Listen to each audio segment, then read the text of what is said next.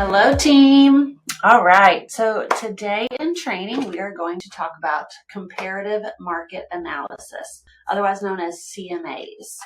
A CMA is a report that you are going to prepare that's going to determine a property's current market value.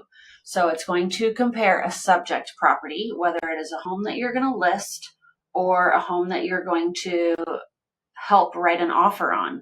Okay, these are called comps. What happens is you are going to take that home, find all of its basics. So whether that is how many bedrooms, how many bathrooms, square footage, the age of the home, you're going to find are similar to that on the same street, in the same neighborhood, in the same area, and you're going to compare them. So the reason that these things are important is basically we want to make sure that we're not overpricing a home if we're going to list it based on the current market value. And it's also important if you're on the buy side that we are not offering more than the home is worth. So it basically is going to check what the listing price is to make sure that there are comparable homes in that same area that make that pricing make sense. Okay. Another reason that that's very important, especially on the buy side, is that a lender or a bank is only going to loan us what that home is worth, and that comes from an appraisal, which uses similar techniques in order to find what the market is saying that house is worth.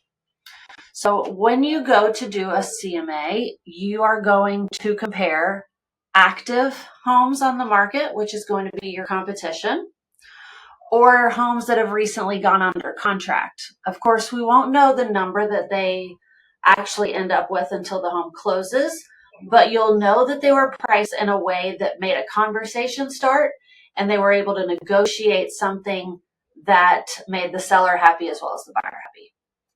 The last one that you're going to do is you're going to find homes that have sold. Those are what truly tell us what the market says these houses are worth. So when you're doing CMAs, you're going to look for anywhere between 6 and 9 comparable properties to your subject property. Again, when you're looking at that kind of stuff, you are going to look for bedrooms, bathrooms, square footage, age, things of that nature that will make the home. You're also going to look at upgrades, the quality, the shapes in, things like that.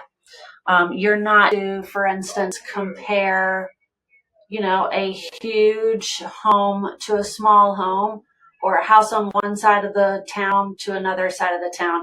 We need apples to apples and oranges to oranges, if that makes sense. So again, when you do this, you're going to also stay within that area. You always want to start out with the street. Then you're going to kind of go to the neighborhood.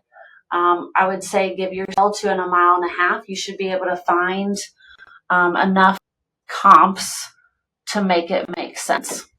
When you go through this listing, this CMA training, you're going with the information. And when you're done, I want you to get with your mentor, and you're going to get with a lead listing agent in your office and have them give you an MLS sheet of a home, maybe that they recently listed that's on the market, and you're going to do practice CMAs. I would say do 2 of them so that you kind of get a good ideas flow and how they work, because CMAs are very, very important in our business, just to let us know exactly what these homes are worth, what we should offer, or how we price them.